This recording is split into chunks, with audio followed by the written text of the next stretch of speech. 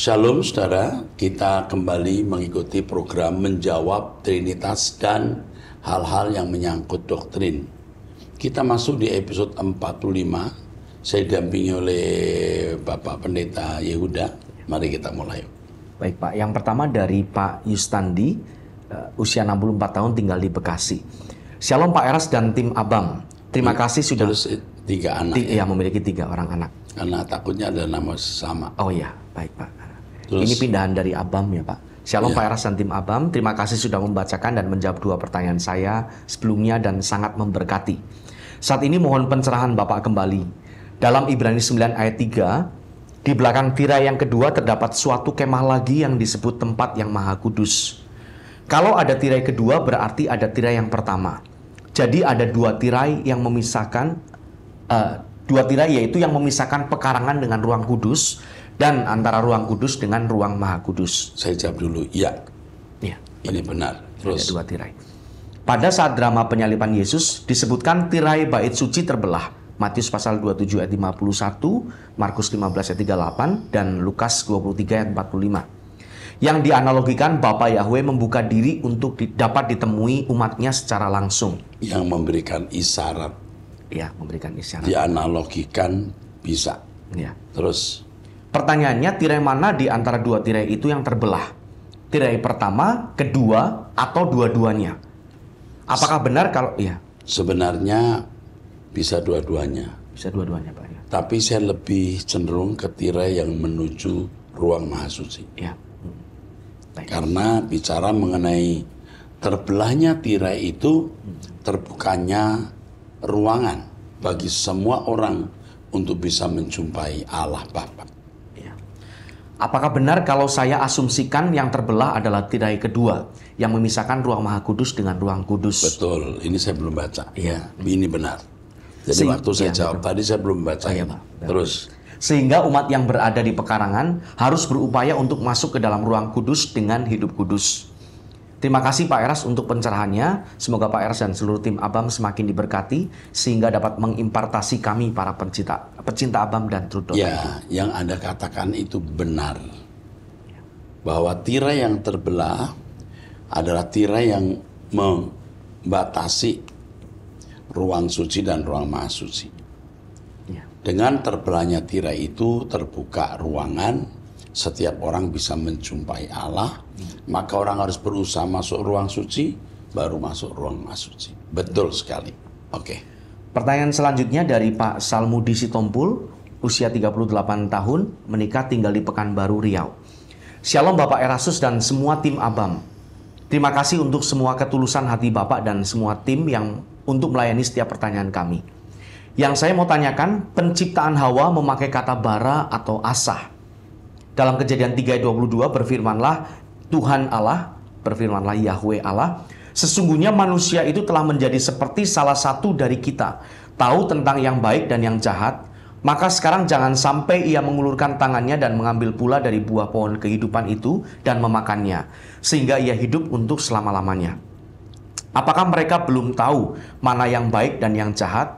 Atau mereka akan tahu lewat pohon kehidupan atau kebaikan dan kejahatan versi Allah? Oke. Ya. Kita jawab dulu pertanyaan pertama. Bara atau asah? Itu artinya membangun seperti bangunan. Ya, Pak. Ya, bukan bara, bukan asah. Ya, bana. Ya, tapi coba ada satu kata di dalam bahasa Ibrani yang artinya dibangunnyalah. Iya, bana ya Pak. Bana. Kata bana, ya. Jadi bukan bara atau asah, tapi bana, artinya dibangun. Ya. Lalu Kejadian 3:22 ini mengenai pohon pengetahuan yang baik dan jahat. Kita harus memahami ini sebagai figuratif. Ya. Jadi pohon pengetahuan yang baik dan jahat ini bicara mengenai standar moral di luar standar moral Allah. Ya. Kalau standar moral Allah itu dasarnya pikiran dan perasaan Allah. Ini moralitas kesucian Allah. Tapi kalau downgrade, turun grade-nya, itu baik dan jahat. Maka manusia ketika jatuh dalam dosa masih bisa berbuat baik, masih bisa diberi hukum, tapi tidak akan bisa bertindak sesuai dengan pikiran dan perasaan Allah. Nah, keadaan ini bisa dibahasakan non posse non picare. Nah, keselamatan dalam Yesus Kristus hendak membawa manusia kembali kepada moralitas kesucian Allah, di mana manusia bisa bertindak tepat seperti yang Allah kehendaki. Oke? Apakah mereka belum tahu apa yang baik dan jahat?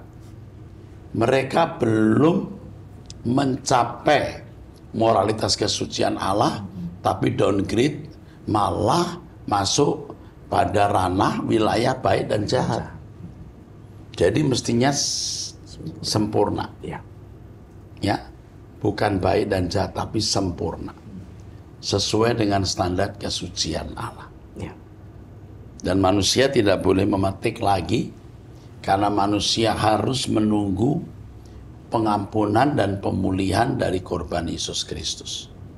Jangan sampai seperti iblis yang tidak punya kesempatan lagi diubahkan, karena iblis berbuat jahat dari dirinya sendiri dan dia ada di dalam keadaan tidak bisa diperbaiki. Oke, teruskan. Berarti sebenarnya skenarionya memakan buah pohon kehidupan, baru mereka mengerti bukan cuma benar baik dan jahat, tapi juga sempurna ya Pak ya. Mengerti pikiran perasaan Allah. Mengerti pikiran perasaan Allah. Baik. Seandainya manusia tidak jatuh ke dalam dosa, apakah perempuan tidak perlu mengalami susah payah dan kesakitan saat mengandung dan melahirkan? Dan Adam tidak perlu susah payah dan perlu mencari makanan. Kalau soal wanita kita tidak bisa menjawab. Pak. Tetapi pasti tidak menderita seperti hari ini. Terus dan Adam tidak perlu susah payah dan berpeluh mencari makanannya, karena Allah selalu menyediakan melalui. Ini gak salah. Adam tetap bekerja. Tetapi Adam tidak bekerja dalam susah payah atau penderitaan. Penderitaan manusia karena bumi menumbuhkan onak duri. 2, karena manusia karakternya rusak. Karakter rusak inilah yang membuat manusia tidak menjadikan kerja sebagai kebahagiaan atau sukacita. Manusia pasti bekerja. Man is a worker by nature. The nature of man is a worker. Jadi manusia pasti bekerja, tapi tidak dalam susah payah. Mestinya kerja itu menjadi kesukaan. Karena bumi menumbuhkan onak duri dan karakter manusia rusak, manusia tidak bisa menikmati pekerjaan sebagai pengabdian. Oke, teruskan. Kalau memang demikian Pak, menurut pemahaman saya bahwa masalah terjadi pada manusia karena ketidaktaatan manusia itu sendiri. Benar. Dan tidak terkecuali juga banyak terjadi di zaman kita sekarang ini. Apakah begitu Pak? Mohon penjelasannya. Benar sekali. Jadi saya belum membaca kalimat ini benar sekali Pak. Pak Yustandi ya? Pak Salmudi. Pak Salmudi Sitompul ya? Benar Pak Salmudi. Teruskan. Dan satu lagi Pak, saya sudah mengikuti pengajaran Bapak sejak tahun 2016. Tentu saya bisa merasakan perubahan atau metanoia lewat nasihat-nasihat Bapak. Yang saya mau tanya Pak, ketika suatu saat nanti saya berbagi kebenaran atau semacam renungan singkat di media sosial, lewat dari apa yang saya dapat dan gumuli dari Bapak, apakah bisa Pak tanpa saya harus belajar teologi? Bisa. Anda belajar dari saya itu cukup Pak. Pak Salmudi Sitompul ya. Cukup. Saya panggil Salmudi saja, umurnya separuh dari umur saya ini. Hampir separuh, lebih separuh dikit. Jadi nggak harus sekolah teologi, ikuti saja khotbah saya, Anda akan jadi cerdas. Pertanyaan berikutnya dari Pak Tejo Wilianto, usia 50 tahun, tinggal di Nganjuk, Jawa Timur, jemaat dari Gereja Pentakosta. Shalom Bapak mentor rohani saya. Usul untuk pembahasan monoteisme dengan logika berpikir dari 1 Korintus 15 ayat 15 dan 27 sampai 28.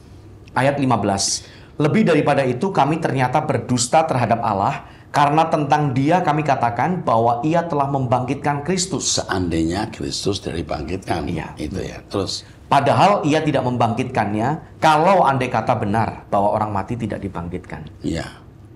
Logika kita ada 2 pribadi, yaitu yang pertama Elohim Yahweh, lalu yang kedua adalah Kristus. Dalam kurung dari adanya dua pribadi ini, paham oneness yaitu Bapa sama dengan Yesus tidak bisa diterima. Nggak bisa. Ya. Di sini Kristus tidak bangkit sendiri, melainkan dibangkitkan oleh Elohim Yahweh. Iya, makanya kalau orang ngotot Yesus itu Yahweh sendiri, itu salah, Ya. keliru sekali.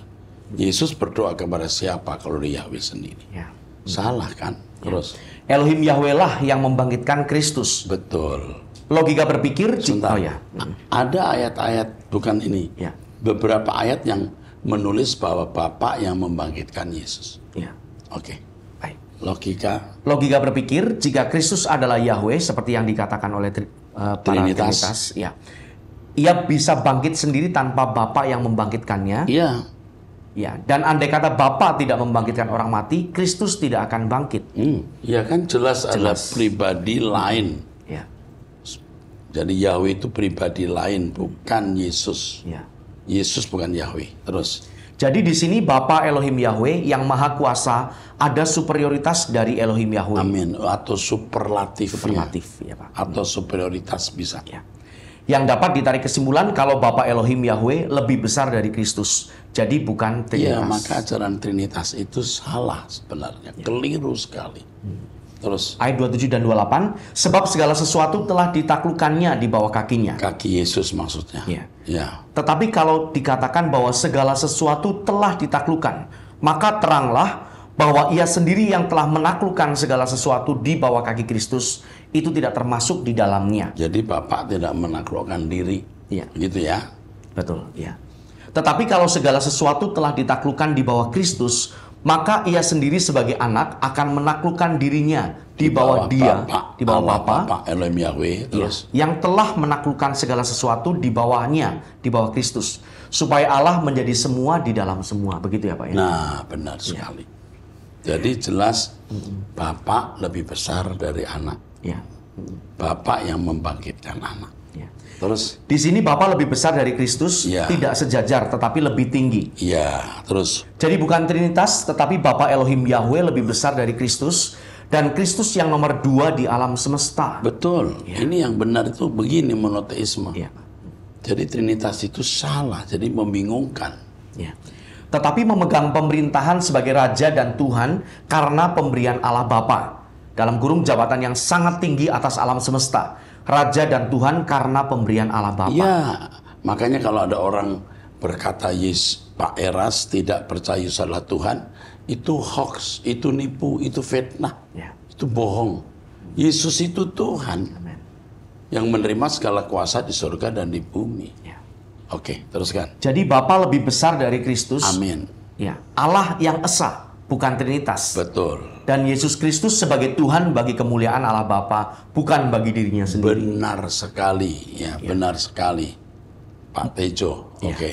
Monoteisme biblikal, pemahaman kalau Kristus karena ketaatan dan kemenangannya, Bapa menjadikannya Tuhan bagi kemuliaan Allah Bapa, adalah prestasi yang maha tinggi yang didapat dari ketaatan melakukan kehendak Bapa.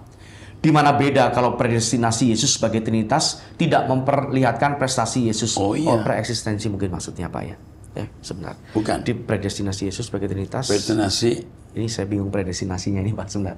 dia ditentukan, dia nggak bisa berdosa. Oh, oke, Dia itu maksudnya ya. taat, Ya, gitu. ya, baik, Oke. Ya.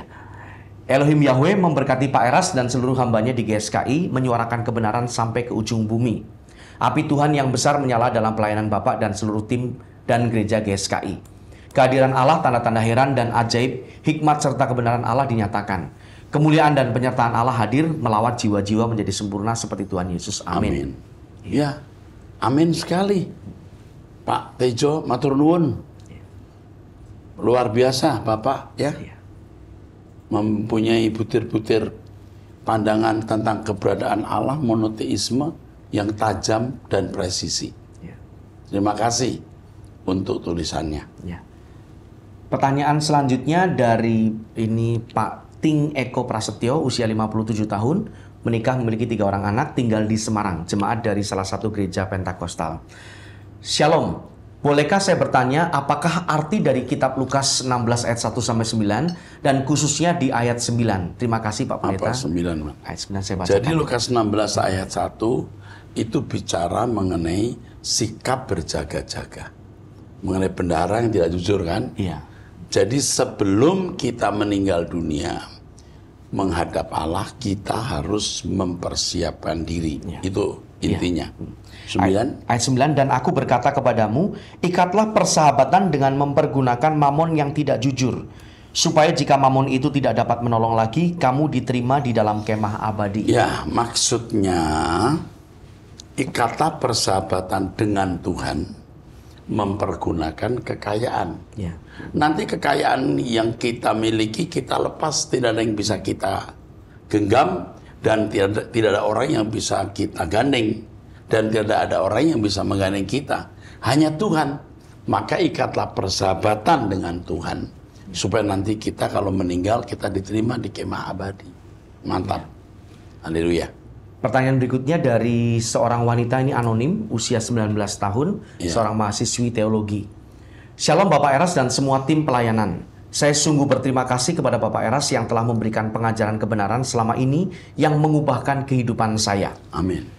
Ada satu hal yang masih saya bingungkan sampai saat ini, yaitu mengenai praeksistensi Yesus. Bagaimana keberadaan Yesus sebelum ia datang sebagai manusia. Terima kasih Bapak Eras, kiranya Bapak di sorga selalu memberikan kesehatan dan kekuatan kepada Bapak. Amin. Secara khusus saya belum membahas praeksistensi.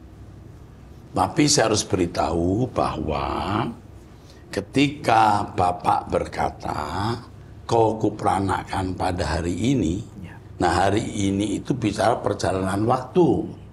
Ini bukan pra-sejat, ini bukan prasejarah.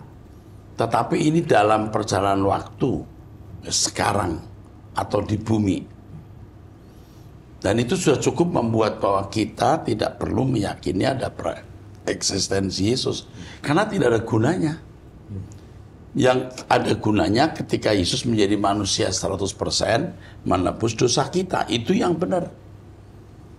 Nah, kalau Yesus berkata dia mengosongkan diri. Nah, kata mengosongkan diri lalu tidak memandang kesetaraan dengan Allah sebagai milik yang dipertahankan.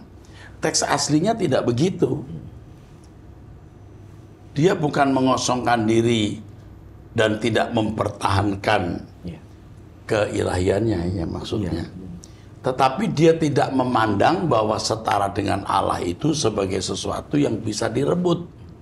Sebelumnya dia tidak punya. Iya kan? Kalau dia sudah punya, ya dia tidak perlu menerima segala kuasa di surga dan di bumi.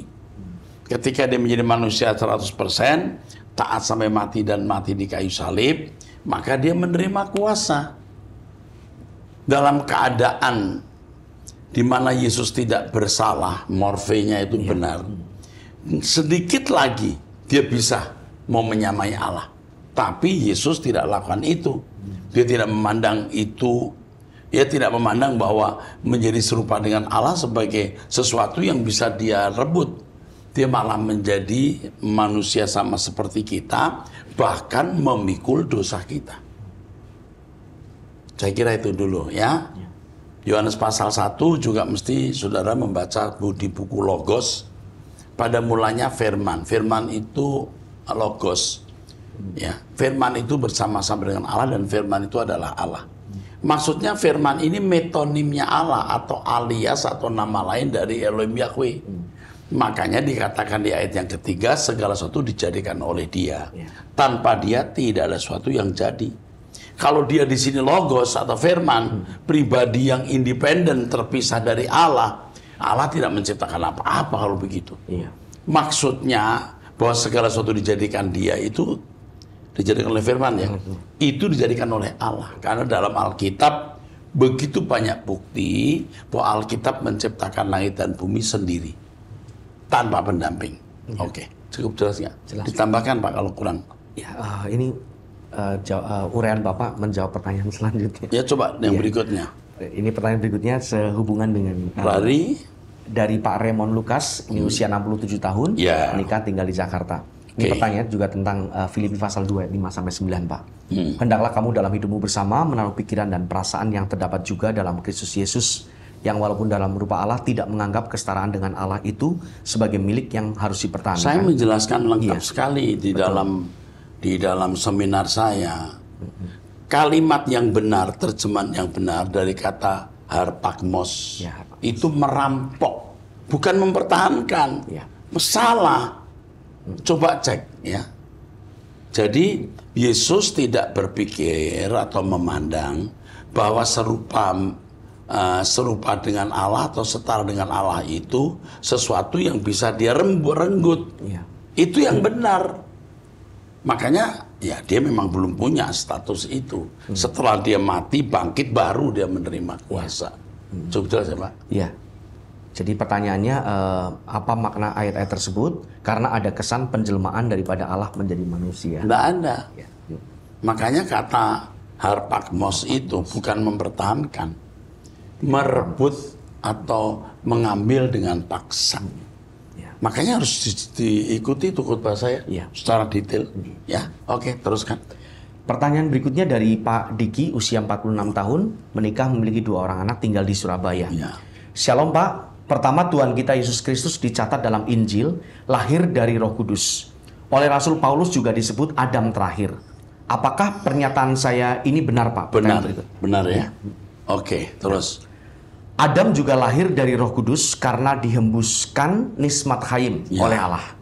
Ada bagian dari Allah dalam kurung roh Allah keluar masuk ke dalam debu tanah yang dibentuk oleh Allah. Betul. Terus. Ini artinya kelahiran Tuhan Yesus sejajar dengan Adam. Amin. Sedangkan Hawa diambil dari tulang rusuk Adam. Amin. Tidak disebutkan apakah Allah juga menghembuskan nismat Chaim seperti pada Adam.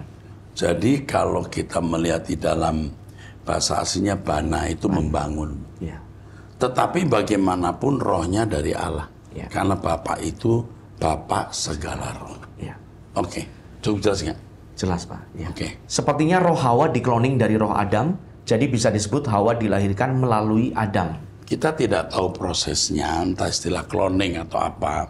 Tapi yang jelas roh yang ada dalam Hawa itu roh dari Allah.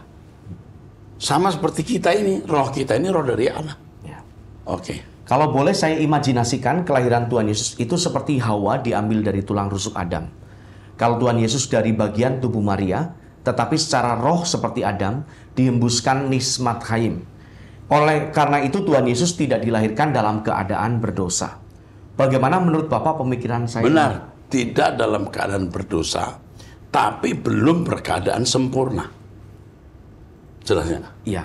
Makanya dia harus sempurna dengan mengkonsumsi buah dari pohon kehidupan. Begitu dia mengkonsumsi buah yang bukan dari Allah, bukan dari buah kehidupan, dia kehilangan kemuliaan Allah. Seperti juga Yesus harus membutuhkan proses pertumbuhan dan sebagainya. Sama, Yesus juga harus membutuhkan proses itu. Baik. Oke. Kedua, dalam Matius 28 ayat 18, Tuhan Yesus menyatakan bahwa kepadanya telah diberikan kuasa di sorga dan di bumi.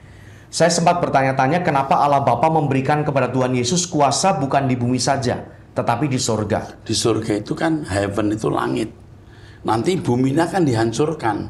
Kita kan pindah ke langit yang lain. Itu maksudnya heaven. Ya. Di surga. Oh iya. Oke. Mengacu Jelas ke ya? sana. Mengacu. Jadi sorganya mengacu ke Dunia yang yang akan datang. Hmm. Mungkin karena yang telah jatuh ke dalam dosa bukan manusia saja, tetapi setan dan juga malaikat-malaikat yang telah dihasut oleh tipu daya setan, yang notabene mereka adalah makhluk-makhluk sorgawi. Kemenangan Yesus membuktikan bahwa setan dan malaikat-malaikat yang jatuh itu bersalah dan patut dihukum. Amin. Jadi yang diperjuangkan Tuhan Yesus bukan hanya manusia di bumi, tetapi reputasi sorga. Apa maksudnya ini? Ya, oleh karena itu Tuhan Yesus layak menerima kuasa di sorga dan di bumi. Mungkin bukan reputasi kali ya. Iya. Ya bisa juga sih reputasi. Artinya keberadaan surga. Keberadaan sorga gitu. Pak. Supaya gini, Yesus mati di kayu salib itu, iblis tidak punya tempat lagi di surga. Ya. Oke, teruskan. Kalau dulu Adam berhasil dan tidak jatuh dalam dosa, mungkin Adam menjadi raja atau penguasa di bumi saja. Saya pernah mengatakan itu. Terus, Karena Adam head to head dengan setan saja. Tetapi yang dilawan Tuhan Yesus adalah setan dan antek-anteknya, serta pengaruh dosa yang telah menjalar ke seluruh bumi. Terima kasih Bapak atas pengajaran yang sungguh mencerahkan. Saya dari salah satu gereja mainstream, dan mungkin saya sendirian di gereja saya yang bisa menerima pengajaran Bapak.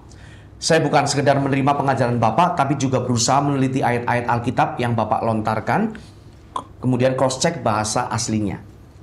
Ya, saya sedikit belajar bahasa Ibrani dari salah seorang pengampu Ibrani, kelas online waktu pandemi. Kalau bahasa Yunani bisa baca saja, tetapi kosakata belum banyak. Dengan adanya aplikasi Alkitab di gadget cukup bisa membantu. Gampang sekali. Betul. Kita mencatat ini bahasa apa, bisa. Iya. Terus?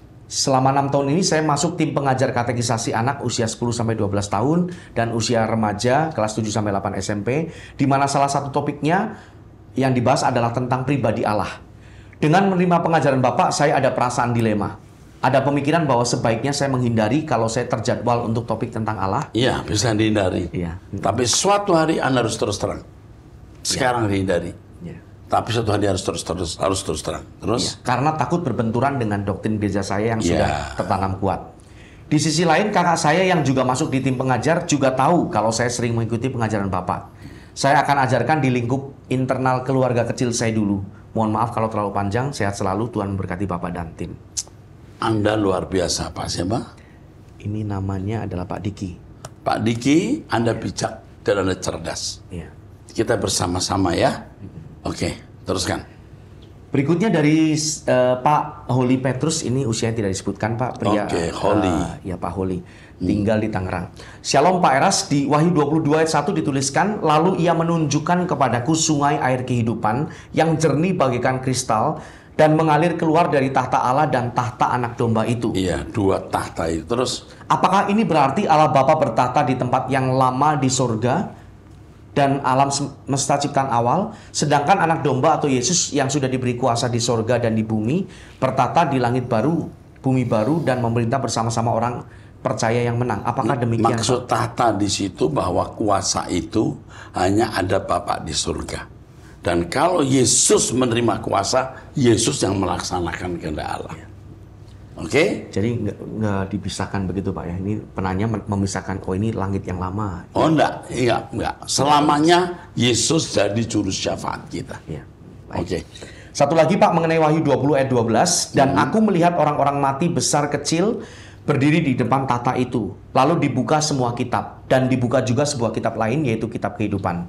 Dan orang-orang mati dihakimi menurut perbuatan mereka berdasarkan apa yang ada tertulis di dalam kitab-kitab itu. Mohon petunjuk. Jadi orang akan dihakimi menurut hukum yang dia pahami. Jadi setiap orang itu punya pemahaman hukum sendiri. Sesuai dengan hukum yang dia pahami, dia dihakimi oleh Tuhan. Itu keadilan Tuhan yang luar biasa. Oke, jadi banyak orang pikir bahwa orang di luar Kristen masuk neraka saja. Oh enggak, dihakimi. Jika mereka mengasihi sama seperti dirinya sendiri, tetap masuk dunia akan datang. Tapi hanya menjadi anggota masyarakat. Sedangkan kita menjadi anak-anak Allah yang dimuliakan bersama Yesus. Oke. Demikian saudaraku sekalian, kita mengakhiri episode 45 Pak Yehuda. Kita akan lanjutkan nanti menjawab Trinitas dan masalah-masalah doktrin di episode 46. Tuhan berkati.